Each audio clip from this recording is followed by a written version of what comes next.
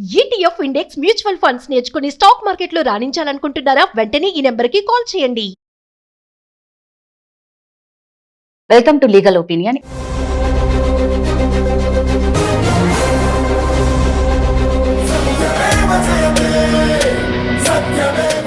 ఆజాద్ గారు, ఇప్పుడు వచ్చిన సమస్య భార్య బాధితులు. ఇలాంటి వాళ్ళు నిజంగా చాలా మంది ఉన్నారండి. నిజంగా మగవారు ఏది ఓపెన్ గా ఎవరు పాపం భార్య చేసే ఇబ్బందులు, కష్టాలు, ఇంట్లో పడే కష్టాల గురించి చెప్పుకోలేడు భర్త. ఆల్మోస్ట్ ఏడవనీకి లేదు, చెప్పుకోనీకి లేదు, ప్రతిదానికి సర్దుకుపోవడము, అంటే చాలా పేషెన్స్ భరించడం, చాలా అవస్థలు పడతారు భర్తలు. నిజంగా చెప్పాలంటే ఇలాంటి భర్తలు. అయితే ఈ అబ్బాయి రాసిన సమస్య ఏంటి అంటే, మేడం నాకు మ్యారేజ్ అయ్యి 3 years అయిపోయింది. నా భార్య నాతో ఉండడం చాలా తక్కువ. ఎప్పుడు చూసినా పుట్టింటికే వెళ్ళిపోతుంది, తిరిగి రావటం లేదు. నా భార్యను నేను నా ఇంటికి నేను రానిచ్చుకోవాలి, పర్మనెంట్గా ఉంచుకోవాలంటే నేను ఏం చేయాలి? నాకు విచిత్రం ఏంటంటే, పెళ్ళయ్యి నా భార్య నాతో ఉండాలి అన్నదానికి కూడా భర్తలు ఇబ్బంది పడుతున్నారు.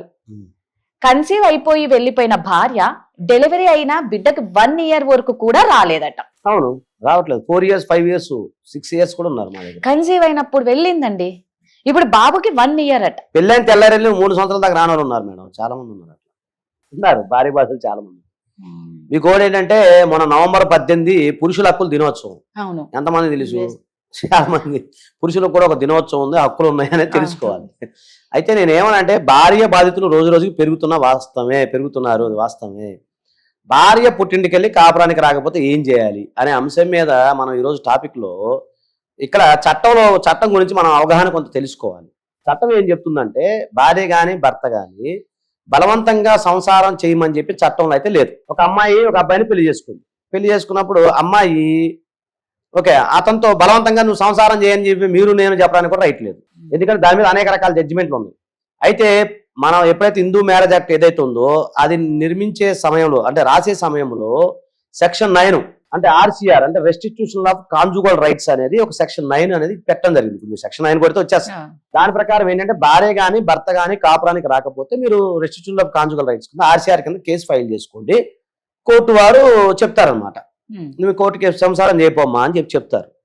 సో దాని ద్వారా ఏంటంటే, చాలా మంది దాన్ని వైలేషన్ ఆఫ్ హ్యూమన్ రైట్స్ కింద గతంలో కేసులు వేయడం జరిగింది. అది చాలా ఉన్నాయి. సరిత వెంకట సుబ్బయ్య చాలా జడ్జిమెంట్స్ ఉన్నాయి దానిపైన. అంటే నన్ను బలవంతంగా సంసారం చేయమని చెప్పడానికి మీరెవరు?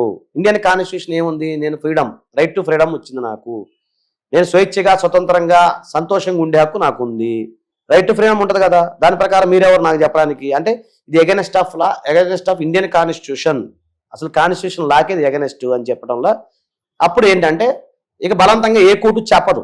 ఇప్పుడు అబ్బాయి కనుక రాకపోతే ఇక్కడ తిరకాసు చెప్తాను, మీకు జాగ్రత్తగా గమనించండి. మళ్ళీ ఇది డ్రై సబ్జెక్ట్, మళ్ళీ 4-5 సార్లు వింటే అర్థం. ఇప్పుడు అబ్బాయి కనుక కాపురానికి రాకపోతే అమ్మాయి RCR ఫైల్ చేస్తే ఆ అబ్బాయికి అప్పుడు ఆ కోర్టు వారు డిగ్రీ ఇస్తే ఆ డిగ్రీ ప్రకారం ఎవరైతే భర్త కాపురానికి రాకపోతే అతని ఆస్తుల్ని అటాచ్మెంట్ చేయొచ్చు అని. మరి వైసా వర్స మగపిల్లలో భార్య కాపురానికి రాకపోతే మీరు డిగ్రీ తీసుకుని ఆ ఆస్తుల్ని అటాచ్మెంట్ చేయడానికి లేదు, సైలెంట్గా ఉండటమే. దాన్ని బేస్ చేసుకుని డిజార్షన్ గ్రౌండ్ కింద 2 years తర్వాత ఆమె ద్వారా డైవర్స్ పొందే హక్కు మాత్రమే మీకు ఉంటుంది. అంటే మగవాళ్ళకి ఒక న్యాయం ఉంది, ఆడవాళ్ళకి ఒక న్యాయం క్లియర్ గా ఉంది. అయితే ఇప్పుడు మన ఇండియాలోనే ఇలా ఉంటాయి. అదర్ కంట్రీస్ లో ఉన్న భార్యాభర్తల పరిస్థితి ఏందండి? భార్య అలిగి వచ్చేసింది, భర్త అక్కడ ఉన్నాడు, పాపం రాలేకపోతాడు, ఏంటి మరి? అది కూడా చెప్తాను. ఇప్పుడు అసలు ఒకసారి RCR గురించి చెప్తాను. దాన్ని ఎలా అంటే నేను ప్రాక్టికల్ గా చెప్తాను, ఇది చట్టంలో ఎక్కడ ఉండదు. ఫస్ట్ ఎక్కడ సమస్య వస్తుందంటే ఏంటంటే, ఒక మహిళలకి మన ఇంటికి వచ్చినప్పుడు ఆమె కంఫర్టబిలిటీ అనేది చూడాలి. ఇప్పుడు జనరల్ గా ఉదాహరణకు చెప్తున్నాను, వాళ్ళ ఆర్థిక స్థితి కానీ వాళ్ళ స్టేటస్ కానీ, లేకపోతే కొన్ని సందర్భాల్లో ఒక మహిళను చూసుకునే విధానం ఎలా ఉంటుందంటే, జనరల్ గా మన కుటుంబంలో ఆడపిల్ల పుట్టిందంటే మహాలక్ష్మి పుట్టిందిరా అని చెప్పి ఆమెకు కొంత కంఫర్ట్ లైఫ్ ఇస్తాం. ఇప్పుడు ఒక తండ్రిగా లేదా ఒక తల్లిగా మా అమ్మాయి మంచిగా ఉండాలి, మా అమ్మాయి జాగ్రత్తగా ఉండాలి, మా అమ్మాయిని కొంత గారాభంగా పెంచడం కానీ, లేదా ఆమెకు అడిగినన్ని కొనిపించడం కానీ, లేదా కొన్ని ఉంటాయి. సో సడన్ గా ఒక మహిళ మంచిగా కంఫర్ట్ జోన్ లో ఉన్న మహిళ సడన్ గా ఒక కుటుంబానికి వచ్చినప్పుడు ఆమెకు చాలా రకాల భయాలు ఉంటాయి. తర్వాత భర్త ఎలా అంటాడు, తల్లి ఎలా ఉంటుందో ఏంటో కొత్త రకమైన వాతావరణం. ఆ వాతావరణానికి అనుగుణంగా మీరు ఇక్కడ వాతావరణం మార్చుకోవాల్సి వస్తుంది. ఎందుకంటే అప్పుడు జనరేషన్ ఇప్పుడు లేదు. అప్పుడు జనరేషన్ అయితే పెళ్లి చేసేది సావలే వాడుతూ ఉండని చెప్పి వదిలేసి వచ్చేది, అది కొట్టినా తిట్టినా అందులోనే ఉండేది. ఇప్పుడు అట్లా లేదు కదా. ఇప్పుడు సమాజం మారిపోయింది. సో వాళ్ళ ఆర్థిక స్థితులు మారిపోయినాయి, ఇద్దరు సంపాదించుకుంటున్నారు, ఇద్దరు ఆర్థికంగా బలంగానే ఉంటున్నారు. ఇప్పుడు ఇప్పుడు ఇన్స్టాగ్రామ్ వాళ్ళకి తెలివి వచ్చింది, వీళ్ళకే తెలివి వచ్చింది, వీళ్ళకి టెక్నాలజీ నాలెడ్జ్ వచ్చింది, వాళ్ళకి టెక్నాలజీ నాలెడ్జ్ వచ్చింది. సో ఇప్పుడున్న వాతావరణ పరిస్థితులు వేరు, ఇప్పుడు అందరూ సమానం అయిపోయారు. కాబట్టి నేనేమో వాళ్ళు విదేశాలకు వెళ్ళి జాబ్ చేస్తున్నారు, వీళ్ళు విదేశాలకు వెళ్ళి జాబ్ చేస్తున్నారు. ఇదివరకు ఒక అబ్బాయి కష్టపడి సంపాదిస్తే ఇంట్లో వాళ్ళు దానికి వర్క్ చేసుకుంటూ ఉండేవాళ్ళు. ఇప్పుడు ఇద్దరు వర్క్ ఫ్రమ్ హోమ్ చేసుకుంటూ ఏం ఎర్నింగ్ చేస్తున్నా అవన్నీ. అప్పుడు ఏంటంటే ఇక్కడ మానసిక స్థితి అనేది మెయిన్ ముఖ్యం. సైకలాజికల్ ఆస్పెక్ట్తో మీరు కౌన్సిలింగ్ ఇప్పించుకోండి, మీ భార్యకి ఫ్యామిలీ కౌన్సిలింగ్ జరుగుతుంది. అప్పుడు ఇప్పించుకున్న అక్కడ మీరు కంఫర్ట్ చేసుకోండి. లేకపోతే మీరు ఏం చేస్తారు, పెద్ద మనుషుల ద్వారా కూర్చొని మాట్లాడించండి. అప్పటికే కాకపోతే కౌన్సిలింగ్ తీసుకోండి. అప్పటికే కాకపోతే లీగల్ నోటీస్ పంపించండి లాయర్ గారి ద్వారా. అప్పుడు కాకపోతే మీరు ఆర్సీఆర్కి వెళ్ళండి. అంటే ఇన్ని స్టెప్స్ నేను అనుభవం మీద చెప్తున్నా, ఎక్స్పీరియన్స్ షేర్ చేస్తా ఉన్నా. మీరు ఇలా వెళ్ళండి. అప్పుడు కానప్పటికి డైవర్స్కి వెళ్ళిపోండి. లాస్ట్ తెగేదాకా లాగితే వేస్ట్ కదా. సో ఇదే విధంగా మీరు విదేశాల్లో మీరు అడిగిన ప్రశ్నకి సమాధానం నేను ఏం చెప్తాను, విదేశాల్లో కూడా చాలా మంది అంటే నా దగ్గర క్లయింట్లు అబ్బాయిలు అమ్మాయిలు ఎదురు ఉంటారు. వాళ్ళు చెప్పేది ఏంటంటే, ఎందుకమ్మా నువ్వు వెళ్ళట్లేదని మేము అడిగినప్పుడు, ఇది నేను లా గురించి చెప్పట్లేదు, నా ఎక్స్పీరియన్స్ మీతో ఎందుకు వెళ్ళట్లేదమ్మా అంటే, సడన్ కొంతమందికి అక్కడ వాతావరణం పడదు, చలి వాతావరణం కొంతమందికి పడదు. ఇక్కడ మన ఇండియన్ వాతావరణం వేరు, ఇక్కడ ఫుడ్ వేరు, అక్కడ ఫుడ్ వేరు. ఇక్కడ జనాభా పరిస్థితులు వేరు, అక్కడ జనాభా పరిస్థితులు వేరు. అక్కడ ఒంటరితనం వ్యక్తం ఉండాలి, లోన్లీ ఫీల్ అవ్వాలి. ఇక్కడ మన రోడ్డు మీదకి వస్తే 100 మంది బలకరిస్తాడు, ఎవడు బలకరీడు అక్కడ. సో ఇవి మీరు చూసుకోండి. నేను అనేది విదేశాల్లో ఉన్న ఎన్ఆర్ఐ మిత్రులు చెప్తాను, అవి అక్కడ కంఫర్ట్ జోన్ చూసుకోండి, ఆ కంఫర్ట్ విధంగా కల్పించండి.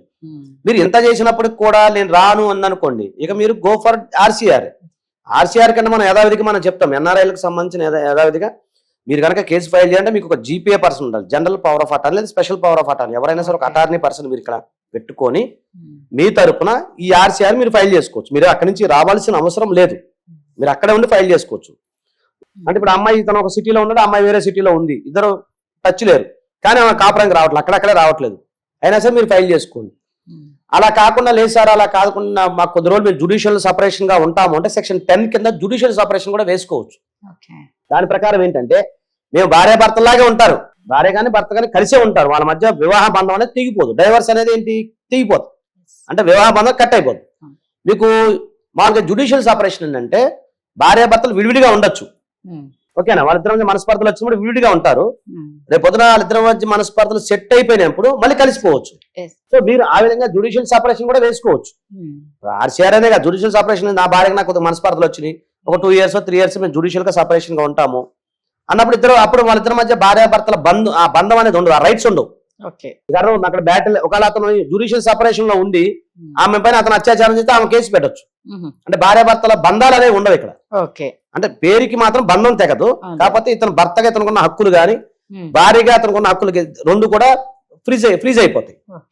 మీకు అర్థం ఫ్రీజ్ అయిపోతాయి. కాబట్టి ఆ జుడిషియల్ సపరేట్ గా ఉన్నప్పుడు మీరు అలా జుడిషియల్ సపరేట్ గా మీరు ఉండండి, ప్రయత్నం చేయండి.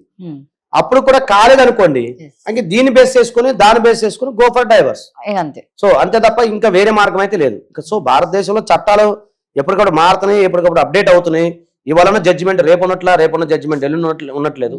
కాబట్టి ఏంటంటే ఎప్పటికప్పుడు మనం ఈ యొక్క మేధో మదనానికి కృషి చేస్తూ మనం లీగల్ గా అనుభవం న్యాయవాదిని కలిస్తే ఇవన్నీ తెలుస్తూ ఉంటాయి. ఎస్, ఖచ్చితంగా.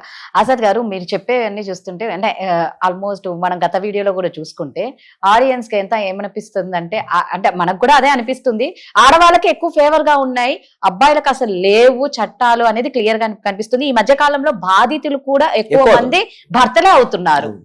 సో నిజంగా అండి, మీకు దీనికి సంబంధించి ఇంకా పరిష్కారం కావాలి అంటే మీరు డైరెక్ట్ గా ఆజాద్ గారిని కాంటాక్ట్ అవ్వండి. Thank you.